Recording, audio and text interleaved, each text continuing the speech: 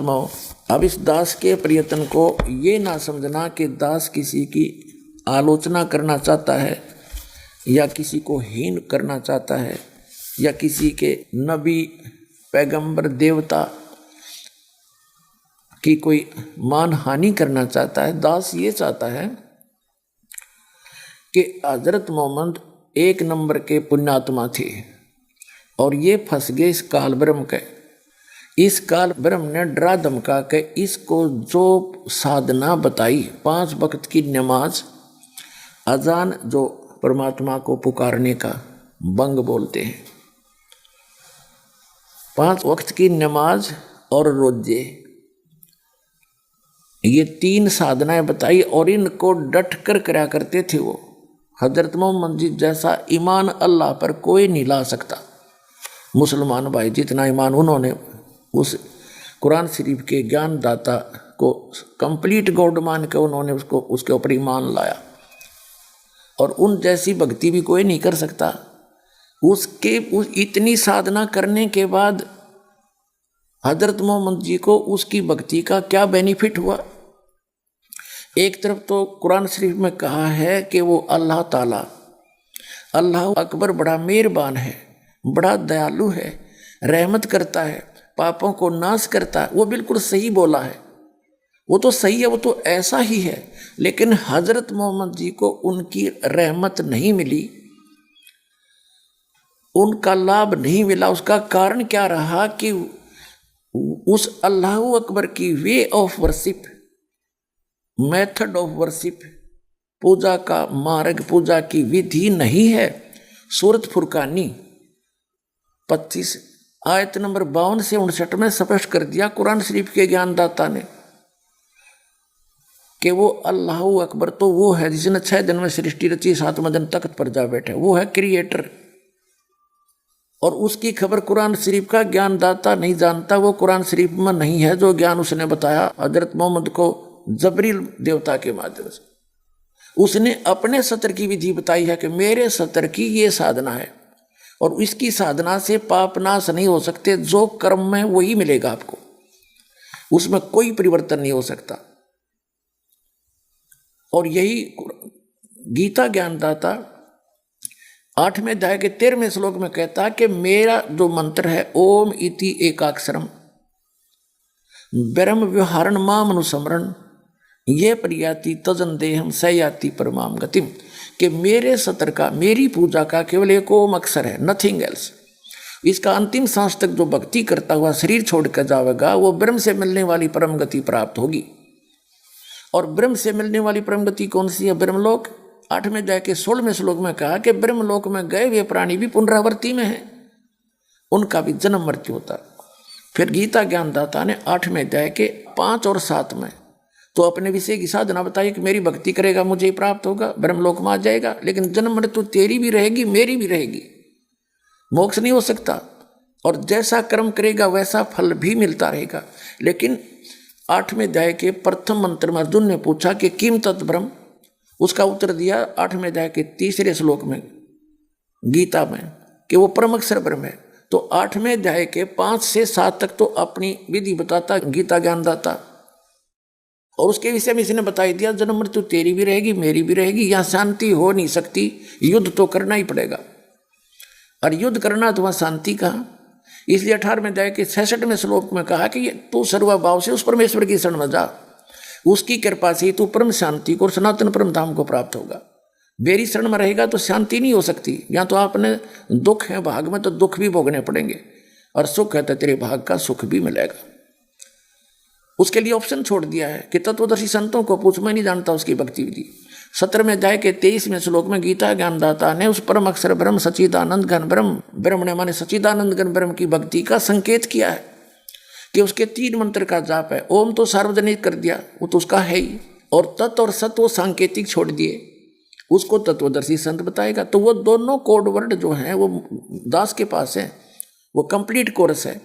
तो उसकी भक्ति 8वें अध्याय के 8, 9, 10 श्लोक में बताया कि सच्चिदानंद घन ब्रह्म की भक्ति करेगा तो उसको प्राप्त होगा। 8वें अध्याय के 5 और 7 में कहा कि मेरी भक्ति करेगा तो मुझे प्राप्त होगा। ब्रह्म की साधना करने वाला ब्रह्मलोक में जाएगा, गीता अध्याय नंबर 8 के श्लोक नंबर 16 में स्पष्ट कर दिया है कि ब्रह्मलोक पर्यंत सभी पुनरावृत्ति के अंदर है। तो उसने स्पष्ट कर दिया है कि उस पूर्ण परमात्मा की साधना से मैं परिचित नहीं हूँ और मेरी भक्ति करेगा तो ऐसे ही कष्ट भी होंगे, तेरे भाग में सुख है तो सुख भी होगा, तो ये दोनों मिलते रहेंगे। और परम शांति चाहिए तो तुझे सब पापों का नाश चाहिए तो परम अक्षर ब्रह्म की शरण में चला जा। उसके लिए तत्वदर्शी संत की खोज कर ले। तो वो तत्वदर्शी संत ये दास रामपाल दास सतलोक आश्रम बरवाला जिला है, हिसार हरियाणा में, भारत के अंदर है। अब कुरान शरीफ के ज्ञान दाता की भक्ति करते करते हजरत मोहम्मद के ऊपर कैर टूट गए। जिस व्यक्ति के 3 पुत्र और तीनों मृत्यु हो जाए तो खाक शांति उसको, चाहे राष्ट्रपति बना दे उसने, उसका कलेजा हिलता रहेगा सदा और इसी गम में मर जाएगा वो व्यक्ति, ज्यादा जीवित भी नहीं रह सकता, इतना खोखला हो जाता अंदर से। और पुण्यात्मा इस परमात्मा की भक्ति करने वाले का पूरी सच्ची श्रद्धा से नियमित रहने से ये कष्ट नहीं आ सकते। अगर ऐसे कष्ट आते तो धिक्कार ऐसी भक्ति को, वो भक्ति ही नहीं और वो भगवान भी नहीं है जिसकी आप पूजा कर रहे हो। और आगे हजरत मोहम्मद की फिर मृत्यु कैसे हुई वो थोड़ी सी झलक और दिखा देते हैं। पहले थोड़ा सा इनका जो इसने और विवाह किए वो दिखाता हूँ। जब हजरत मोहम्मद जी 50 वर्ष के हुए तो खदीजा जो इनकी पत्नी पहले जो 40 वर्ष की थी, जब ये 25 वर्ष के थे, हजरत मोहम्मद 50 वर्ष के हुए, खदीजा इनकी पत्नी 65 वर्ष की होकर मृत्यु को प्राप्त होगी। और उसकी मृत्यु के 1 आध वर्ष के बाद इनसे किसी माई ने आकर कहा कि आप विवाह कर लो। अब उसकी थोड़ी डिटेल इसमें इनके जीवन चरित्र से दिखाऊंगा, अच्छा लगेगा।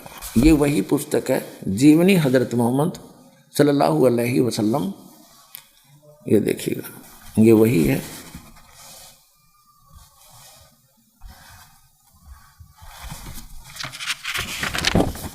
यहाँ भी देखिएगा, ये वही है जो अभी आपको, ये इन्हीं की मुसलमान भाइयों की छापी हुई है और इन्हीं की यहाँ से ये मुद्रित है। अब इसके हम 150 पृष्ठ पर पढ़ेंगे। एक खौला नाम की स्त्री आई, उसने कहा अल्लाह के रसूल सल्लल्लाहु हजरत मोहम्मद तुमसे शादी करना चाहते हैं, उसी सिलसिले में बात करने आई हूँ। यहाँ देखिएगा, हम 149 से शुरू करते हैं, यहाँ से पढ़ेंगे 149 से यहाँ। ये हुकैम की बेटी और उस्मान बिन मजून रजिस की बीबी थी, बोली आप शादी क्यों नहीं कर लेते। हजरत मोहम्मद से बोली कि आप अल्लाह के रसूल कुरैश के जुल्म व सितम का निशाना बने हुए हैं, वे अपनी जुबानों के तीरों से आपके जिगर को छालनी कर रहे हैं। यह सोचकर आप सल्लल्लाहु के प्यारे साथी बेकरार हो जाते हैं। अब कहने का भाव है हजरत खदीजा की जुदाई का गम और कुरैश की बदसलूकी का रंज, यानी हजरत या खदीजा मर चुकी थी। अब यहाँ कहते हैं कि ये हुक्म की बेटी और उस्मान बिन मजून की बीबी थी, बोली आप शादी क्यों नहीं कर लेते हजरत मोहम्मद से। कोई खदीजा जैसी ना मिले न सही, लेकिन कुछ तो सुकून मिलेगा, कुछ तो मन का बोझ हल्का होगा। प्यारे नबी ने कहा हुकैम की बेटी, किसकी तरफ इशारा है। खौला औरत ने कहा, स्त्री ने, किसी ने, कुंवारी भी मिल सकती है, चाहो तो बेवा भी, विधवा भी। प्यारे नबी सल्लल्लाहु अलैहि हजरत मोहम्मद ने कहा कुंवारी कौन। खौला ने कहा आपकी सबसे बड़ी हकदार अबू बकर की बेटी है। प्यारे नबी, और बेवा कौन। हजरत मोहम्मद ने पूछा विधवा कौन है। तो खौला नाम की स्त्री ने कहा कि जमा की बेटी सौदा, वे आपको नबी मान चुकी है और आपके पैगाम को कबूल कर चुकी है। अबसा हिजरत करने वालों में उनके शौहर भी थे, वहाँ से वापस के बाद उनका इंतकाल हो गया, वो मर गया उसका पति। प्यारे नबी सल्लल्लाहु हजरत मोहम्मद ने कहा अच्छा जाओ, दोनों के लिए बातचीत तो करो।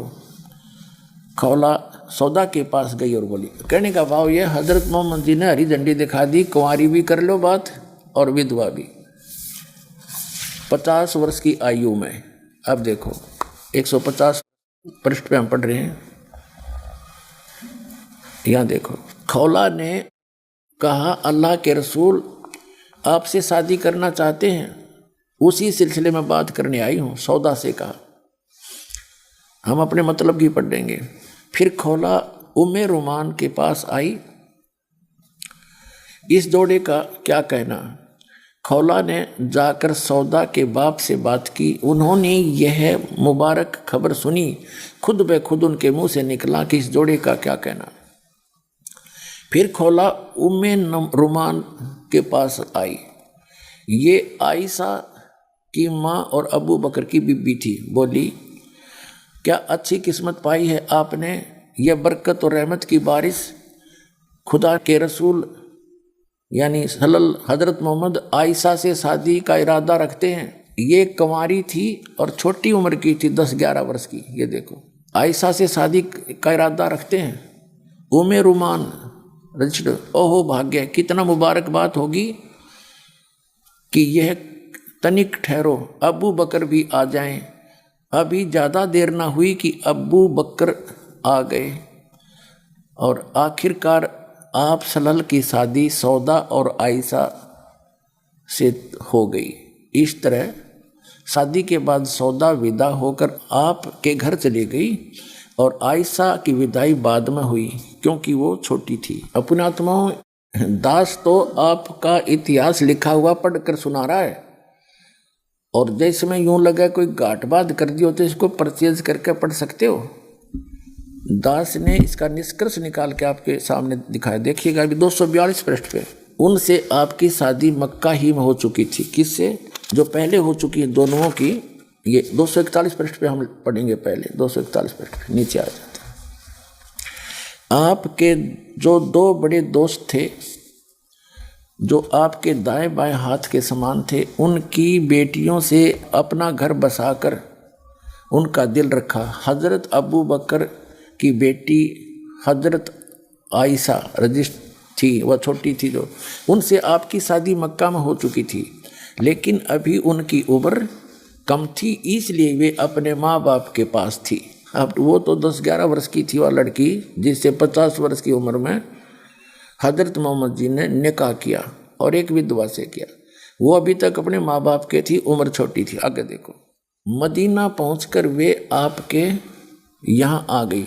हजरत उमर फारूक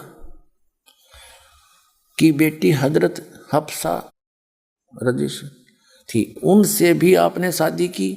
अपने साथियों को अपनी बेटियां दी, यानी यह चौथी शादी होगी इसकी, चौथी स्त्री है। अब ज़्यादा ना बता करके दास जो इसका निष्कर्ष निकालना चाहता है कि हम उस समय का विवेचन करें, इस कुरान शरीफ के ज्ञान के प्राप्त से पहले हजरत मोहम्मद जी की पूज्य माता जी आमिना नाम था उनका, वो कितनी सहनशील और कितनी नेक आत्मा थी।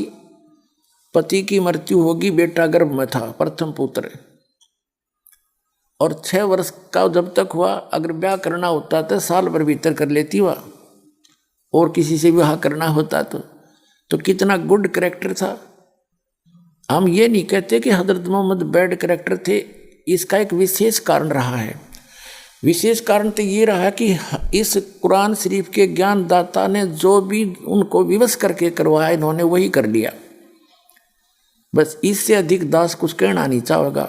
दूसरा कारण ये हो गया था कि ये पुण्य आत्मा जितनी होती है, ये हमदर्द होते हैं, इनके अंदर विशेष भगवान की कसक होती है और वे विशेष रहम दिल होते हैं। जब हजरत मोहम्मद जी ने कुरान शरीफ के ज्ञान दाता के आधार से अपना ज्ञान प्रदान करना शुरू किया तो विरोध बहुत हो गया, इनके आपस में बहुत लड़ाई हुई और इसमें सैकड़ों की संख्या में दोनों ग्रुपों के आदमी मारे गए। और जो विधवा हुई उनके प्रति हमदर्दी करके भी हजरत मोहम्मद जी ने विशेषकर विधवाओं को सहारा देने के लिए ही उनको ग्रहण किया, जैसा भी, क्योंकि ये तो उनकी एक नेक आत्मा का परिणाम था। और जो इसने सारा कुछ किया वो प्रेशर था काल का, जो इन्होंने कुंवारी के साथ भी निकाह कबूल किया सब इच्छा से। इस कुरान शरीफ के ज्ञान को, यानी उस गलत अल्लाह को और कंप्लीट गॉड करके उसकी महिमा बता दी। ये कुरान शरीफ का ज्ञानदाता भी डम्मी गॉड है, ये कंप्लीट गॉड नहीं है, गलत भगवान है, यानी अल्लाह अकबर नहीं है। तो वो अल्लाह अकबर जब आपको मिलेगा तभी आपका कल्याण होगा। और जितने भी आज तक हिंदू धर्म के आचार्य, शंकराचार्य, संत, गुरु, मंडलेश्वर और महंत हुए हैं, वे हिंदू धर्म के ग्रंथों को नहीं समझ सके। और इसी प्रकार मुसलमान धर्म के, ईसाई धर्म के जितने भी जो वक्ता हुए हैं, काजी और मुल्ला, ये जो फादर हुए हैं, इनको कख भी पता नहीं बाइबल के बारे में। यदि उनको पता होता तो गॉड इज फॉर्मलेस नहीं कहते, परमात्मा को निराकार नहीं कहते। उत्पत्ति ग्रंथ में, पवित्र बाइबल में, यानी पुराना नियम जिसको तौरात कहते हैं, उसमें स्पष्ट किया है कि जिस परमात्मा ने 6 दिन में सृष्टि रची, 7वें दिन तख्त पर जा बैठा, उसने मनुष्य को अपनी सूरत में, अपनी शक्ल के अनुसार उत्पन्न किया, अपने जैसा। तो परमात्मा मनुष्य दृश्य है और उसी का 40% ज्ञान कुरान शरीफ के अंदर है, क्योंकि कुरान शरीफ का ज्ञानदाता भी वही है जो तौरात, जबूर और अंजील का ज्ञानदाता है, गीता और वेदों का ज्ञानदाता है। ये जब चाहे उसी हिसाब से थोड़ा बहुत परिवर्तन कर लेता अपने हिसाब से, लेकिन जो गॉड गिवन बुक हैं, इसी की द्वारा दी गई बुक है। जैसे वेद क्या है, वेदों को उस पूर्ण परमात्मा ने, अल्लाह अकबर ने, इस वेद ज्ञानदाता जिसको सरपुरुष कहा, गीता अध्याय नंबर 15 के श्लोक नंबर 16-17 में 3 पुरुष बताए, सरपुरुष, अक्षर पुरुष, और इनसे न्यारा कोई उत्तम पुरुष वो परम अक्षर पुरुष, गीता अध्याय नंबर 8 के श्लोक नंबर 3 में कहा है। उस पूर्ण परमात्मा ने सरपुरुष इस ब्रह्म के अंतःकरण में, जैसे एक मोबाइल से दूसरे मोबाइल में फिल्म की फिल्म फैक्स हो जाती है, उसमें डाउनलोड हो जाती है बगैर किसी वायर के, इस प्रकार उस परमात्मा ने अपने उस यथार्थ ज्ञान को इस ब्रह्म के अंतःकरण में डाल दिया, फैक्स कर दिया। इसने फिर उसको अपने श्वासों के द्वारा बाहर प्रकट कर दिया।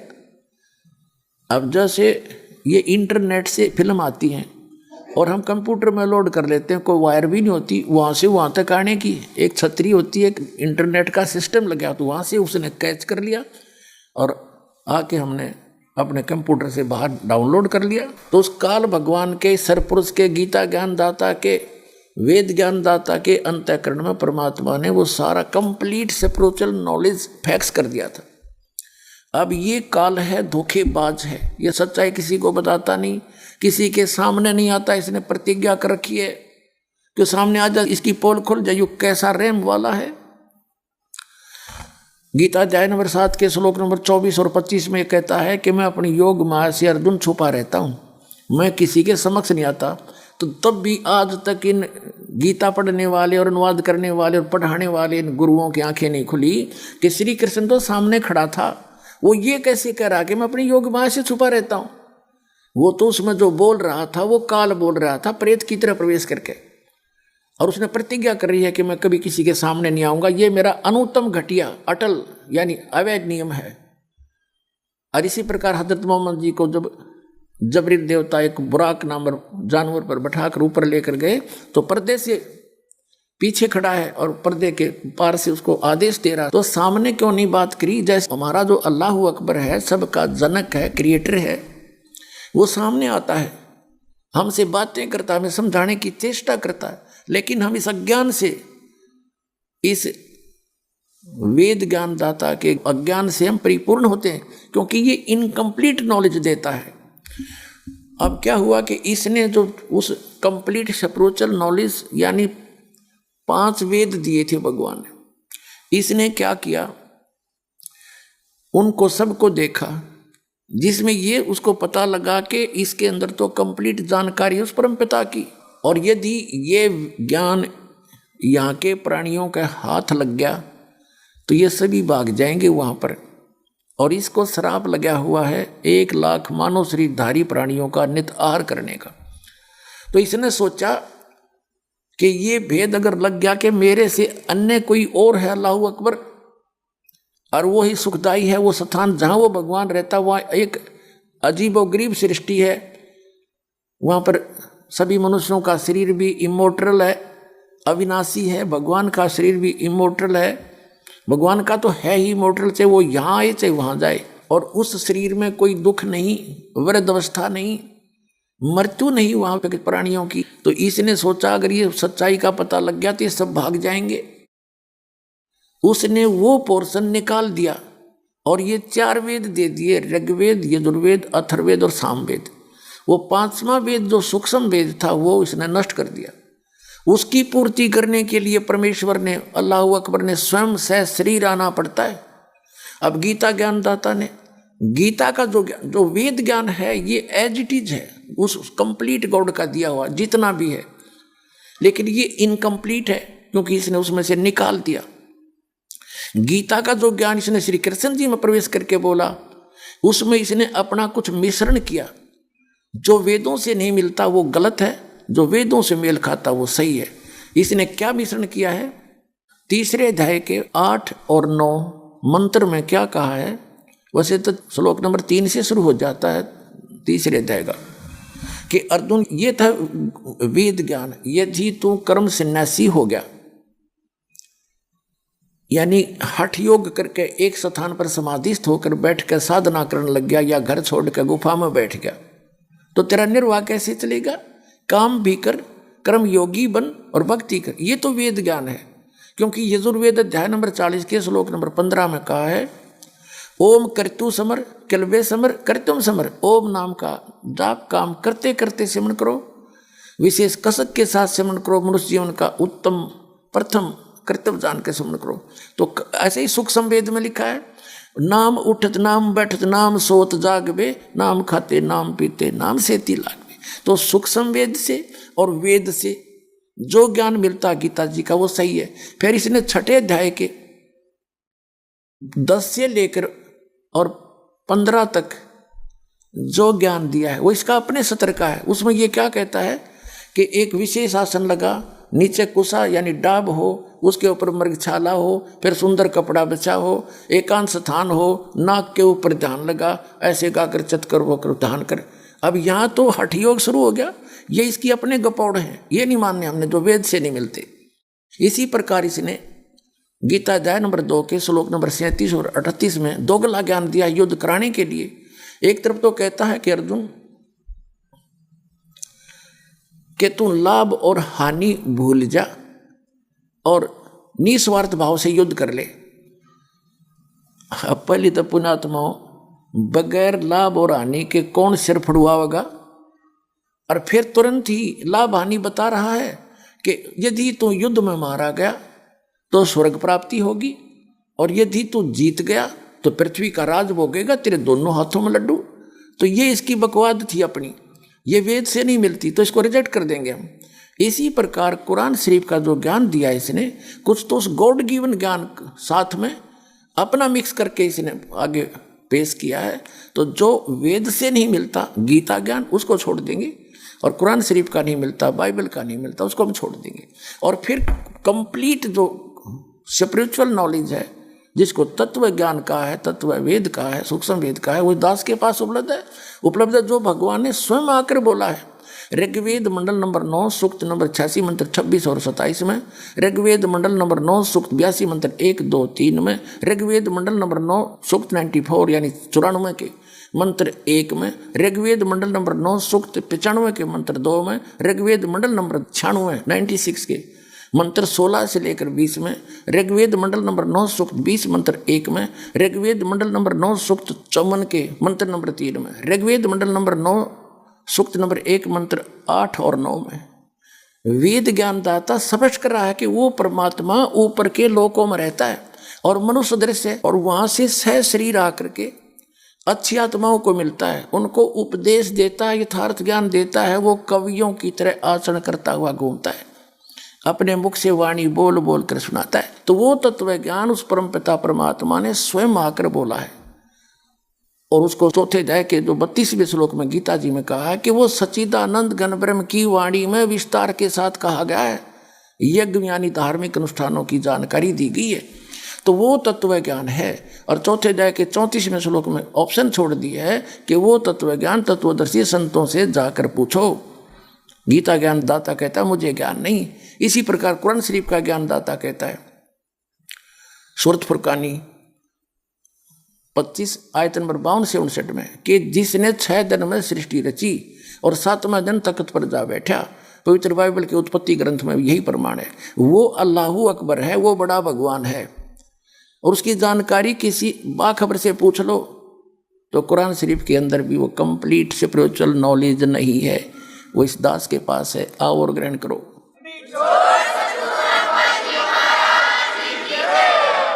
पुण्यात्माओं, हम एक उस परम अक्षर ब्रह्म अल्लाहू अकबर, उस कबीर साहब के, उस सत्य पुरुष के बच्चे हैं। पूरी पृथ्वी पर या जितने भी ब्रह्मांड हैं उनके अंदर हम जितने भी प्राणी हैं, हम उस परम अक्षर ब्रह्म सच्चिदानंद घन ब्रह्म, जिसको परम अक्षर पुरुष भी कहते हैं, जिसको अल्लाहू अकबर कहा है, अल्लाह ताला कहते हैं, हम उसके बच्चे हैं। उनके वचन से उत्पन्न हैं, हम उनके अंश हैं। और हम यहाँ महादुखी हैं। यहाँ इस काल के जाल में फंसे हुए ये शैतान है। जैसे गीता अध्याय नंबर 7 के श्लोक नंबर 12 से 15 में स्पष्ट करता है कि तीनों गुणों से, रजगुण ब्रह्मा, सतगुण विष्णु, तमगुण शिव जी के द्वारा जो कुछ भी हो रहा है इसका निमित्त कारण मैं हूँ। रजगुण ब्रह्मा जी से जीवों की उत्पत्ति, रजोगुण प्रभावित होकर के सभी संतान उत्पत्ति करते हैं। और सतोगुण विष्णु जी का गुण है, उससे एक दूसरे ममता बनी रहती है, सतिथि बनी रहती है।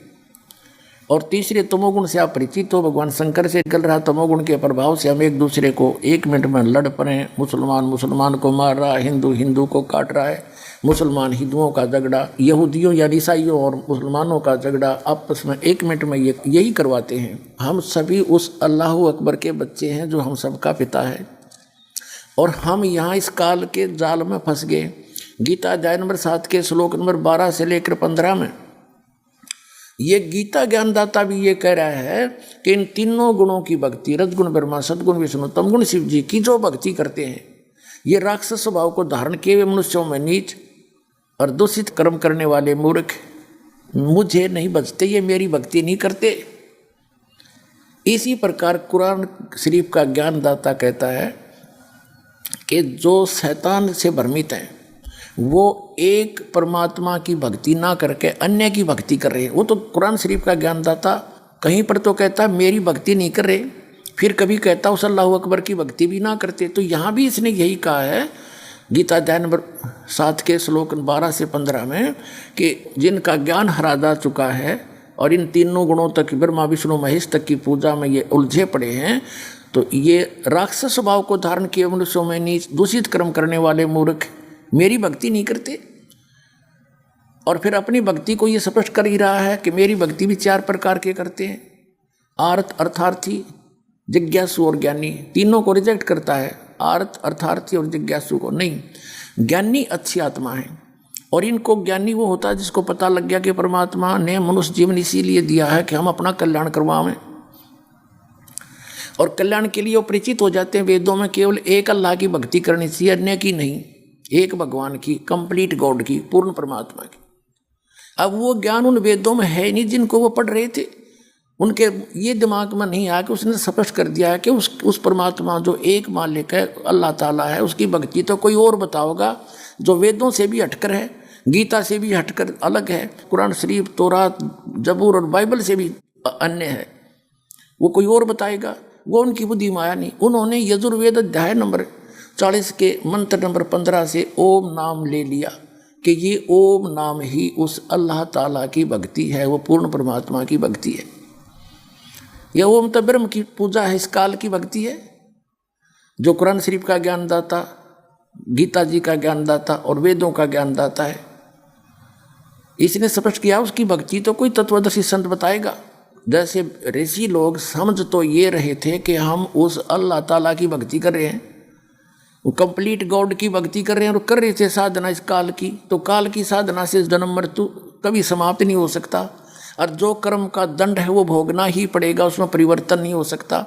वो तो समर्थ परमात्मा है, कादिर भगवान, कादिर अल्लाह, कंप्लीट गॉड, अल्लाहू अकबर, वो हमारे पापों का भी नाश कर सकता है। यजुर्वेद अध्याय नंबर 8 के श्लोक नंबर 13 में स्पष्ट किया है कि जो उस परमात्मा की सत साधना उस संत से लेकर करता है, परमात्मा उनके सब पापों का नाश कर देता है। और पापों से दुख है, पाप चाहे प्रारब्ध के अंदर, प्रारब्ध माने किस्मत में लिखे हुए, उनको भी काट देगा, तभी तो सुख होगा।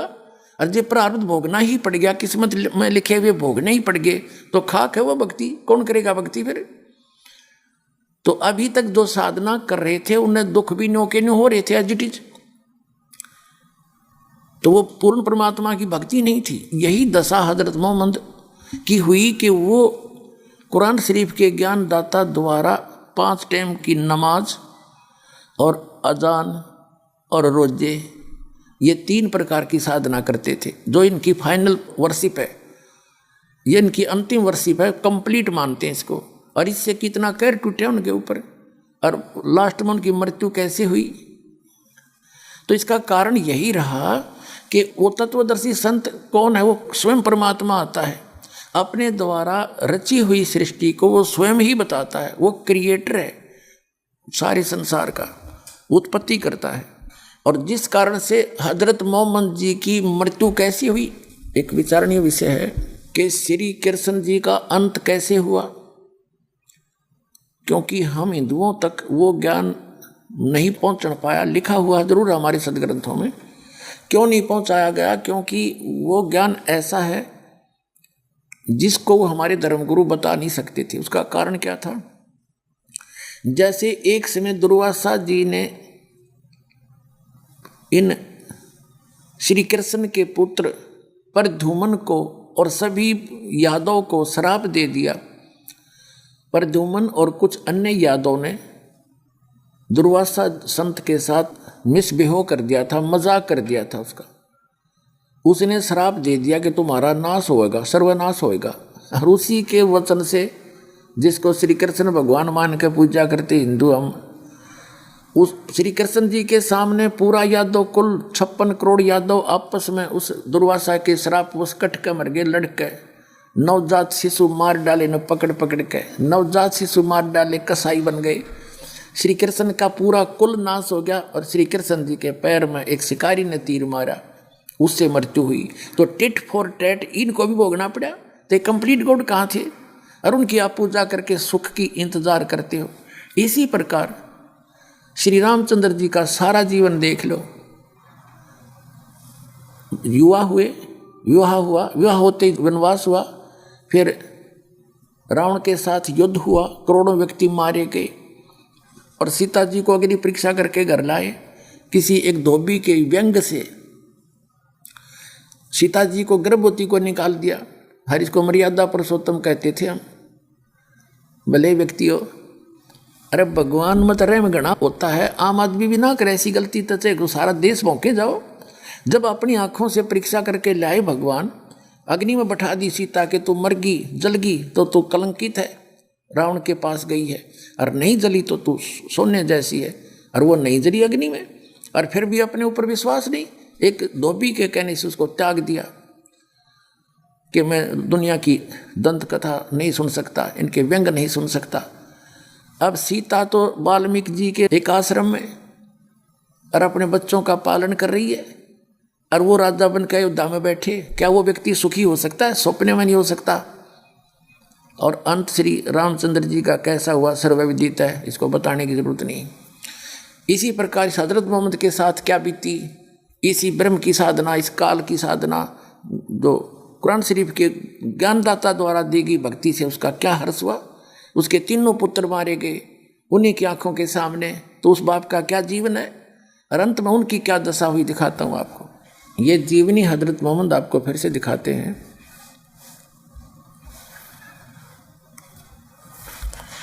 ये वही है जो पहले आपको दिखाई थी।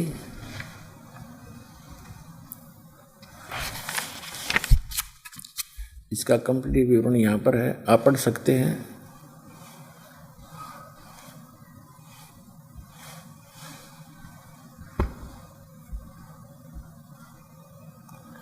ये देखिएगा,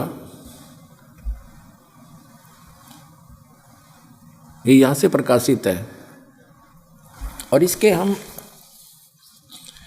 ये थोड़ा सा रह गया था, 143 पृष्ठ पे पढ़ना। अबू तालिब और खदीजा की मौत क्या थी? एक सहारा था जो टूट गया, एक किला था जो ढह गया। यहाँ देखिएगा, ये नीचे इन्होंने निष्कर्ष दे रखा है। खदीजा का इंतकाल यानी मृत्यु रमज़ान के महीने में हुआ। उस समय उनकी उम्र 65 वर्ष की थी और हजन नामक जगह पर दफन हुई। प्यारे नबी में खुद उसकी कब्र में उतारा। यानी 65 वर्ष की उम्र थी खदीजा की, जो उनकी पत्नी थी। 65 वर्ष की आयु थी। उस समय हजरत मोहम्मद 50 वर्ष के थे। उसके बाद 50 वर्ष की आयु में उसने फिर उसके बाद 11 औरतों से विवाह किया, जिनमें एक कुंवारी थी और 10 विधवा थी। कहने का भाव ये है कि पुण्यात्माओं, फिर उनका अंत कैसे हुआ ये दिखाते हैं। ये देखिएगा 307 से। हिजरत का 10वां साल था। प्यारे नबी सल्लल्लाहु अलैहि वसल्लम हज के इरादे से मक्का रवाना हुए। आपके साथ 1 लाख से ज़्यादा बहादुर साथियों का काफिला था। अब परमात्मा ने सूक्ष्म वेद में कहा है कि हजरत मोहम्मद जी के 1,80,000 शस्त्र बन गए थे उनके जीवन काल में, अर्थात 23 वर्ष के अंदर। तो उसके विषय में कहा है कि नबी मोहम्मद नमस्कार है राम रसूल कहाया, 1,80,000 को सौगंध जिन नहीं कर चलाया। अरस कुरस पर अलह तकत है खालिक बिन नहीं खाली, और वह पैगंबर पाक पुरुष थे साहिब के अब्दाली। अब ये इससे भी स्पष्ट है कि हजरत मोहम्मद जी उसके कुछ ही दिन के बाद वो मृत्यु को ही प्राप्त हो गए। उस समय उनके 1 लाख व्यक्ति लगभग उनके साथ थे। देखिए, ये देखिएगा, हिजरत का 10वां साल था। प्यारे नबी हज के इरादे से मक्का रवाना हुए। आपके साथ 1 लाख से ज़्यादा बहादुर साथियों का काफिला था। इस हज को कहते हैं हिज्जतुल वदा, इसलिए यह हज आपकी आखिरी हज थी। इसके बाद आपको मक्का, काबा, अरफात और जिरात का मौका न मिल सका। अब हम आते हैं 309 पे। अब 309 पृष्ठ पे देखते हैं। हिज्जतुल वदा को अभी 3 महीने से ज़्यादा ना गुजरे थे और प्यारे नबी सल्लल्लाहु पर बीमारी का हमला हुआ, और वह इतना ज़ोरदार कि इससे पहले कभी ना हुआ था। बुखार इतना तेज़ हुआ कि आंखों से नींद उड़ गई। रात का समय था। आप सलाह बिस्तर से उठे हजरत मोहम्मद और घर से बाहर आए, मुसलमानों के कब्रिस्तान की तरफ चले। वहाँ पहुँचे तो फरमाया, तुम पर सलामती हो हे कब्र वालो। आप सल्लल्लाहु ने यानी हजरत मोहम्मद ने उनके लिए नजात की दुआ की। उसके बाद घर लौट आए। प्यारे नबी बीमार हुए तो सबसे पहले आपको कब्रिस्तान की जियारत का ख्याल आया। कब्रिस्तान जाने का ये एहसान भी शामिल था कि आपके जाने के दिन करीब हैं। प्यारे नबी सल्लल्लाहु का नियम था कि एक दिन प्रत्येक बीबी के यहाँ ठहरते थे। प्रतिदिन एक औरत के पास उनको बांट रखे थे। बीमारी की हालत में भी आपके इस नियम में फर्क न आया। बारी बारी आप हर बीबी के यहाँ जाते रहे। 5 दिन तक ऐसा ही चलता रहा। फिर हालत बहुत ज़्यादा खराब हो गई, चलने फिरने की ताकत ना रही। 310 पे कमज़ोरी बहुत ज़्यादा थी। बेसहारा चलना आपके लिए अब मुमकिन न था। हज़रत अली और हज़रत अब्बास आपको सहारा देकर बड़ी परेशानी से हज़रत आयशा के यहाँ लाए। सिर दर्द से ज़्यादती के कारण आपके सिर में रुमाल भी बांधा था। मुसलमान उदास थे, बेचैन और बेकरार थे, क्योंकि उनका प्यारा बीमारी के बिस्तर पर था और बीमारी हर क्षण बढ़ती जा रही थी। इससे पहले कभी इस तरह बीमार नहीं हुए थे, इसलिए वे और भी ज़्यादा निराश और फिक्रमंद थे। अब हम 311 पर आ जाते हैं। प्यारे नबी सल्लल्लाहु की हालत गिरती गई। बुखार कभी घट जाता कभी बढ़ जाता। जब तक पैरों में दम रहा, चलने फिरने की ताकत रही, आप मस्जिद में जाते रहे और मुसलमानों की इमामत करते रहे। सबसे आखिरी नमाज जो आपने पढ़ाई वह मगरिब की नमाज थी। ईसा का वक्त हुआ आप सल्लल्लाहु यानी हज़रत मोहम्मद ने पूछा नमाज हो चुकी। साथियों ने कहा बस आपकी इंतज़ार है। आपने बर्तन में पानी भरवाया, गुस्ल किया, उठना चाहा तो बेहोश हो गए। कुछ देर के बाद होश आया तो पूछा नमाज हो चुकी। साथियों ने कहा हजूर का इंतज़ार है। आप फिर नहाए और उठना चाहा, इस बार भी आप बेहोश हो गए। कुछ देर में होश आया तो पूछा नमाज हो चुकी। फिर भी यही जवाब मिला आपका इंतज़ार है। आपके शरीर पर पानी डाला गया, उठने का इरादा किया तो बेहोश हो गए। इस बार होश आया तो फरमाया अबू बकर से कहो वह नमाज पढ़ाए। हज़रत आयशा ने कहा हज़रत अल्लाह के रसूल उनकी आवाज़ बहुत धीमी है, कुरान पढ़ते हैं तो रोते भी बहुत हैं, लोग उनकी आवाज़ सुन नहीं सकेंगे। इनकी छोटी बीबी ने कहा आयशा ने 312 पे प्यारे नबी सल्लल्लाहु उन्हीं से कहो नमाज पढ़ाएं। हज़रत मोहम्मद ने कहा उन्हीं से कहो। हज़रत आयशा ने दोबारा वही बात अर्ज की। प्यारे नबी तकलीफ़ से बेचैन थे, गुस्से से आवाज़ काफ़ी बुलंद हो गई। फरमाया कहो अबू बकर से वही नमाज पढ़ाएंगे। तो उन्होंने नमाज पढ़ा दी। इंतकाल के 4 दिन पहले कुछ सुकन हुआ, थोड़ा बहुत ठीक हुआ, जैसे संभाला सा लिया करे। आम आदमी मरते हैं ऐसे, भक्त नहीं मरा करते ऐसे। ये सचकर मान लियो, वो भक्त नहीं, या तो उसकी भक्ति ठीक नहीं, या उसने सही मंत्र साधना ठीक मिली है तो उसने भक्ति करी नहीं।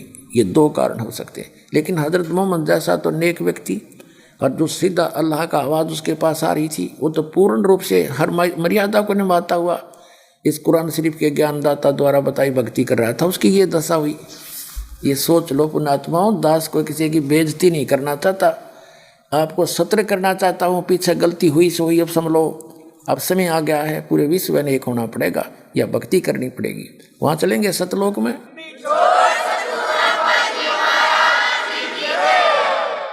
अब जैसे ये वैज्ञानिक बन के इंसान ऊपर के लोकों में के खोजे हैं, कोई अच्छा स्थान मिल जा इन वैज्ञानिक तरीकों से, तो आप 1 करोड़ वर्ष नहीं जा सकते। जो सुख में स्थान है उसकी विधि जाने की दूसरी है। यह शरीर एक अनमोल रत्न है, वस्तु है। इससे हमने वहाँ जाने के लिए इतनी भक्ति करनी है कि वहाँ जाने का किराया हमारे अंदर जमा हो जाए। इस शरीर को छोड़ेंगे और इसके अंदर एक सूक्ष्म शरीर है, जैसे बताया है वो ये ऊपर का शरीर तो ऐसा है, सूक्ष्म वेद में बताया भगवान ने। देह पड़ी तो क्या हुआ, झूठी सब पटीट, और पक्षी उड़ा आकाश को चलते कर गया बीट। ये तो ऐसा बताया है कि जैसे पक्षी ने बीट कर दी हो, और पक्षी अलग है। तो इसके अंदर जो वास्तविक शरीर है हमारा, सूक्ष्म शरीर है, इससे हटकर है वो, उसके अंदर हम इसके माध्यम से उसको चार्ज करेंगे, और वो इस सतभक्ति से चार्ज होगा।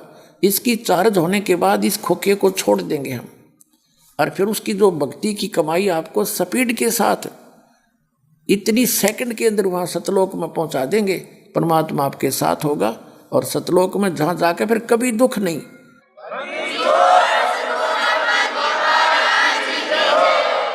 वहाँ आपको अमर शरीर मिलेगा, आपके कभी जरा यानी बुढ़ापा नहीं होगा, आपकी मृत्यु नहीं होगी, सुंदर शरीर होगा, हरे भरे वहाँ पर खूब फलदार फूलों और फलों से भरे हुए बगीचे हैं, और हर तरह की सुविधाएं हैं। आपके बड़े बड़े मकान वहाँ पर हैं जो आप छोड़ कर आए हो यहाँ पर, और वहाँ जाने का तरीका इस दास के पास है। अब ये वैज्ञानिक बन के ऊपर खोज कर रहे हैं, और 2 वर्ष वर्षा ना हुई, क्योंकि जो साधनाएं आप जी कर रहे हो उससे वर्षा होना कुछ दिनों में बंद हो जाएगा। ये ओजोन गैस के ऊपर जो गैस बताते हैं ओजोन, उसमें भी डिफेक्ट होने लग गया। उसका कारण यही है कि हमने यज्ञ छोड़ दी, हवन करने छोड़ दिए। अब दास ने हवन करने प्रारंभ किए हैं। घर घर जितने भी लाखों भक्त दास के इस भक्ति पर लगे हैं, वो घर घर में घी, देसी घी की जोत जलाते हैं, गाय और भैंस के घी की। और यहाँ भी हम प्रत्येक समागम पर हवन करते हैं। इससे उस ओजोन गैस को सहारा मिलेगा और वातावरण बहुत अच्छा बनेगा। इससे वर्षा होया करेगी और बहुत अच्छा माहौल फिर से होगा। और हमने 2 रोटी चाहिए जीने के लिए। ये कार और कोठियों को प्राप्ति की होड़ लगा कर हमने अपने कर्म बिगाड़ लिए। 2 नंबर का काम करें, रिश्वत लेवें, चोरी करें, डाके मारे, कहाँ ले जाओगे? यही छोड़ जाओगे और पल्ला झाड़ कर जाओगे। केवल पापों की गठड़ी तुम्हारे साथ होगी। उससे बचने के लिए तरीका अपनाना पड़ेगा जो दास बताने जा रहा है। यहाँ भी सुखी होगे, सतलोक चले जाओगे, आपको आवश्यक वस्तु अवश्य मिलेंगी, जो आपको आवश्यक होगी आपको घर बैठे दे देगा भगवान। लेकिन क्रिया तो करनी ही है, क्योंकि ये लोक क्रिया करने का है। पर नेक नीति से काम करते रहना और भक्ति को तय दिल से करते रहना, बेड़ा पार हो जाएगा।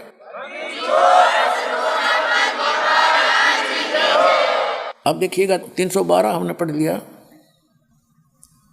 अब 313 पढ़ेंगे हम।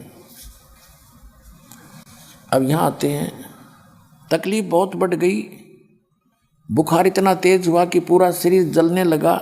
छोटी बेटी फातिमा रोज बाप की खिदमत में हाजिर होती थी। आगे देखो, बुखार इतना तेज था कि बार बार आप बेहोश हो जाते थे।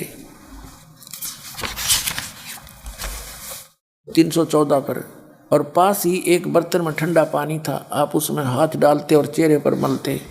बेचैनी बहुत थी। ठीक उसी वक्त आपके होठ हिले और कानों से ये शब्द सुने कि यहूदियों और ईसाइयों पर अल्लाह की लानत हो कि वे अपने पैगंबरों की कब्रों पर सजदा करने लगे।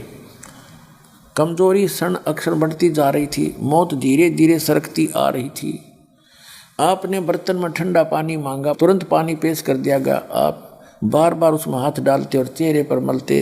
चादर कभी मुंह पर ढक लेते, डाल लेते, कभी हटा लेते। उस पर निरंतर आपके मुख से ये शब्द निकल रहे थे, हे अल्लाह, नजा जान निकलने के समय की परेशानी को झेलने के लिए आसान कर दे। प्यारे बाप की बेचैनी देखकर हजरत फातिमा बेचैन हो गई। वे खुद पुकार उठी, हाय मेरे बाप की बेचैनी। आपने सुना, यानी हजरत मोहम्मद ने सुना तो बोले, फरमाया कि आज के बाद फिर तुम्हारा बाप बेचैन न होगा। दोपहर के बाद का अपराह्न, दोपहर का आफ्टरनून का समय था। सीने में सांस धड़धड़ा रही थी। इतने में आप सल्लल के होठ हिले और कानों में ये आवाज़ आई, नमाज गुलामों से अच्छा सलूक। फिर हाथ ऊपर उठे, सल्लल्लाह ने उंगली से इशारा किया और फरमाया, अब और कोई नहीं, बस वही सबसे बड़ा साथी। यह कहते कहते हाथ लटक गए, आंखें छत से लग गई और पवित्र आत्मा रब से जा मिली। इंतकाल के समय आप की उम्र 63 साल थी। 63 वर्ष की आयु में हजरत मोहम्मद जी की मृत्यु होगी। और अंत आपने पढ़ लिया कैसे हुआ। अपना आत्मा कितनी पुण्यात्मा था, अंतिम समय में भी भगवान को याद कर रहे थे और फिर भी ये कहते हैं उस रब से जा मिली। और उधर से मुसलमान भाई अपना विधान बताते हैं कि कुरान शरीफ के ज्ञानदाता का विधान है कि कब्र बना दी जाएगी मृत्यु के बाद, उस कब्र में सबको दफना दिया जाएगा। और जब भी कभी कयामत आवेगी, कभी कयामत आवेगी, तब तक उन्होंने कब्र में रहना पड़ेगा। अब रब से कहाँ मिले, वो तो कब्र के अंदर है अभी तक। हजरत मोहम्मद भी आपके विधान अनुसार, हम नहीं मानते ऐसा विधान है। विधान यही है कि मृत्यु के उपरांत तुरंत धर्मराज, एक न्यायाधीश है इस काल के द्वारा डिप्यूट किया हुआ, सबका अकाउंट लेता है। ये वहाँ जाते हैं, जिसका जैसा संस्कार होता है तुरंत ही वो स्वर्ग या नरक में भेज दिए जाते हैं, या दूसरे योनि पशु पक्षी की, या घास फूस पेड़ पौधों की, जलचर की, जहाँ उसने जाना तुरंत भेज दिया जाता है। ये तो वास्तविक अध्यात्म ज्ञान है। और जो इन्होंने अपने हिसाब से कुरान शरीफ को ठीक से ना समझ के ये विधान बताया गया है, वो भी कुरान शरीफ के पढ़ने वालों ने ठीक से ना समझ कर विधान बताया है। कुरान शरीफ के आड़ लेकर बताते हैं, रेफरेंस हवाला दे करके, कि एक बार मृत्यु होगी। मनुष्य जीवन के जो जन्म हो रहे हैं ये मरते रहेंगे, मरते रहेंगे, जन्मते रहेंगे, मरते रहेंगे, उसमें दफना दिए जाएंगे कब्रों में।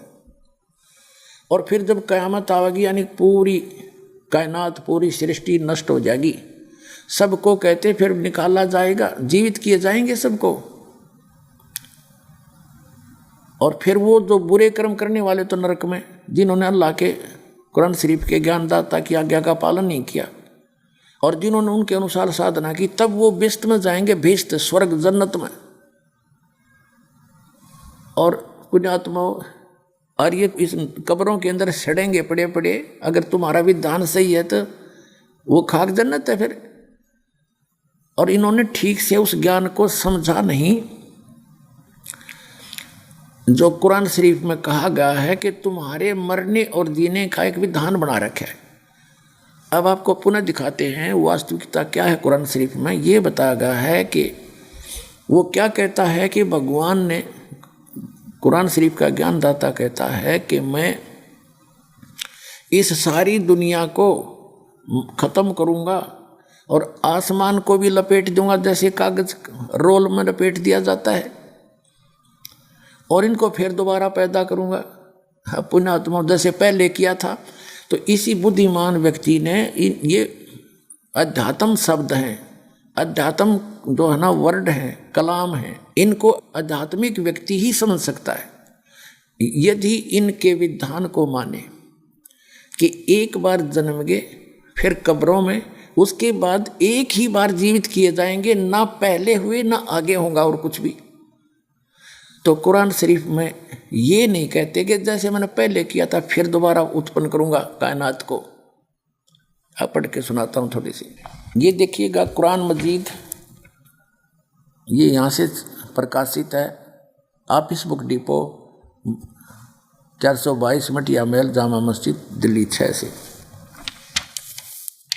ये कुरान मजीद ये सारा देख लो, फरीद बुक डिपो से प्रकाशित है। मौलाना अब्दुल मजीद सरवर साहिब तसही, तजुर्मा है, अनुवाद है मौलाना फतेह मोहम्मद खां साहिब जालंधरी का। ये 2006 का लेटेस्ट संस्करण है। ये इनका पूरी डिटेल यहाँ पर है, आप पढ़ सकते हैं। ये देखिएगा कुरान मजीद और सूरत अंबियाई 21 की आयत नंबर 104 पर आते हैं हम यहाँ पर। ये 525 पृष्ठ पे और 103 यहाँ समाप्त हुई। जिस दिन हम, यो कुरान शरीफ का ज्ञानदाता कहता है, जिस दिन हम आसमान को इस तरह लपेट लेंगे जैसे खेतों का तुमार लपेटते हैं, जिस तरह हमने कायनात यानी दुनिया को पहले पैदा किया था उसी तरह दोबारा पैदा करेंगे। यह वायदा है जिसका पूरा करना जरूरी है, हम ऐसा जरूर करने वाले हैं। अपना आत्माओं दोबारा पैदा करेंगे। यदि मुसलमान भाई ये कहना चाहें, इसका अर्थ ये लगाए हुए हैं कि एक बार तो पैदा कर दिए, अब हो गए, और फिर क़यामत के बाद पैदा करेंगे, वो तो फिर दोबारा तो करने की ज़रूरत नहीं, हम कायनात को दोबारा उत्पन्न करेंगे। बता फिर दोबारा क्या रहा उसका।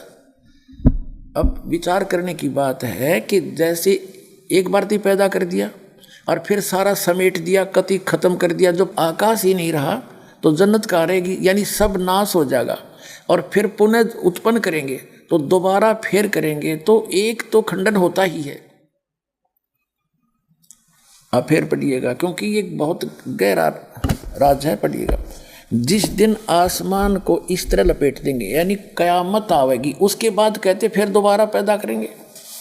जिस दिन, ये देखिएगा, जिस दिन हम आसमान को इस तरह लपेट लेंगे जैसे खेतों का तुमार लपेटते, इस तरह हमने, जिस तरह हमने कायनात को पहले पैदा किया था उसी तरह फिर दोबारा पैदा करेंगे। यह वायदा जिसका पूरा करना जरूरी है, हम ऐसा अवश्य करेंगे। अर्थात इसका सीधा सा अर्थ है कि जैसे ये संसार पैदा किया और इसको फिर ख़त्म कर दिया और दोबारा फिर पैदा करेंगे, इसका मतलब पुनर्जन्म फिर से शुरू होगा। और वास्तविकता भी यही है। यदि एक ही बार अब पैदा करें, एक बार कायनात के बाद दो सबको जिंदा कर देंगे, तो दोबारा पुनः उसी तरह कायनात को, पूरी दुनिया को, दुनिया में पृथ्वी ब्रह्मांड सारा कुछ आएगा दोबारा पैदा। इसका वास्तविक अर्थ यही है और यही यथार्थ भक्ति यानी तत्व